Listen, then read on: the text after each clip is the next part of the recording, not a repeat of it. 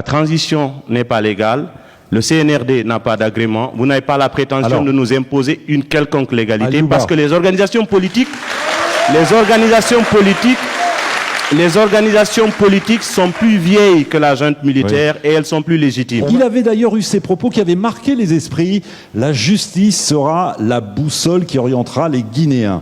Mamadi Doumbouya s'était engagé à organiser une transition inclusive et apaisée. Plus de 3 ans après, quelles sont les avancées et les échecs? Quels défis reste-t-il à relever avant le retour des civils au pouvoir? Un retour, je le rappelle, initialement prévu au plus tard le 31 décembre de cette année. Et selon le calendrier qui nous avait été annoncé, la Guinée aurait dû être à quelques jours près, en ce moment même, en pleine campagne électorale en vue de l'élection présidentielle. Seulement voilà, le processus prend du retard, la transition s'éternise. Pour en parler avec le public, avec vous qui êtes présents ce matin ici au Centre culturel franco-guinéen, 3 invités, merci de les accueillir. Je vous les présente. Saïkou Oumar Baldé, bonjour. Bonjour. Avec nous également ce matin, Aliouba, bonjour. Bonjour Juan.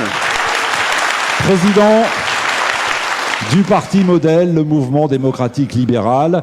Et à vos côtés, Alimatou Camara, soyez la bienvenue, bonjour. Oui, bonjour Juan. Et merci pour l'invitation. Et merci à vous d'avoir accepté notre invitation. Vous êtes avocate, militante des droits humains. Avant de donner le micro RFI au public qui s'impatiente, public venu très nombreux et qui souhaite évidemment s'exprimer ce matin, Alimatou Camara, qu'aviez-vous ressenti le 5 septembre 2021, le jour du coup d'État? J'avoue que quand il y a eu le coup d'État et que j'ai vu les premières images du colonel à l'époque, j'ai eu un sentiment de peur. Parce que il était quand même à la tête des forces spéciales. Et pour moi, ces personnes-là n'étaient pas des personnes fréquentables.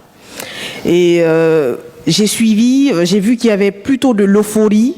Mais moi, je suis un peu du genre réaliste. Parce que j'ai compris qu'en 84, on était tous contents.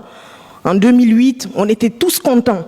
Et je me disais qu'il fallait quand même qu'on gagne en maturité et qu'on observe pour une fois. Donc j'ai observé et je n'ai pas été surprise de la suite des choses. Parce qu'en Guinée, on a quand même un système de gouvernance civilo-militaire qui est un système qui n'est pas tendre avec les populations. Et on va en parler évidemment tout au long de l'émission. C'était, je le rappelle, le 3e coup d'État de l'histoire de la Guinée. Senkoun, bonjour.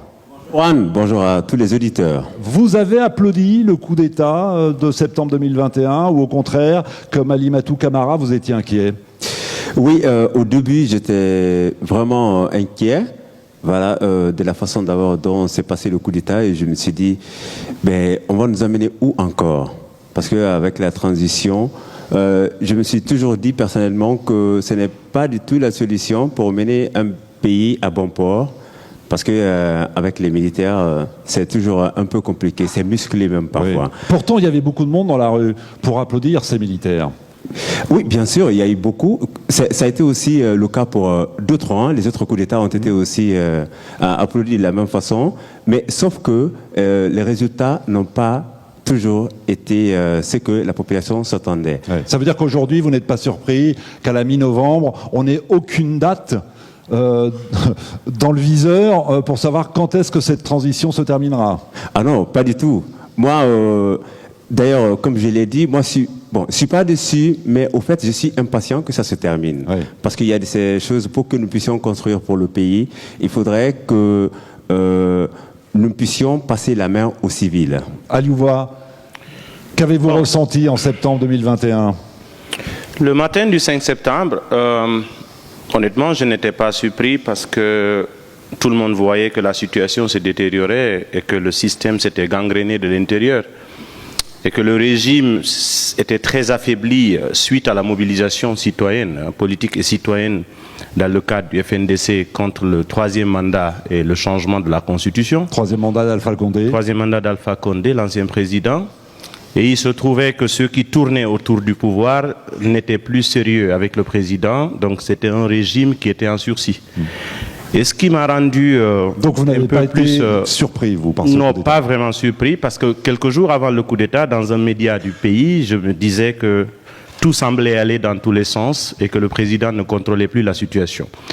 Mais j'ai eu un sentiment de prudence, d'autant plus que ce sont les mêmes éléments qui alimentaient le système qui se sont présentés aux Guinéens comme étant les responsables du coup d'État. Et que c'est une mauvaise répétition de l'histoire, c'est-à-dire 84, le système a généré ce qu'il a fait chuter.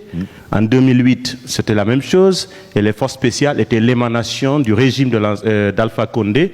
Donc il n'y avait pas de raison de croire que ça pouvait être différent. Mais on s'est donné un espoir parce que c'est le résultat aussi de notre lutte. La fin du troisième mandat, c'était une satisfaction pour nous, mais nous sommes restés vigilants.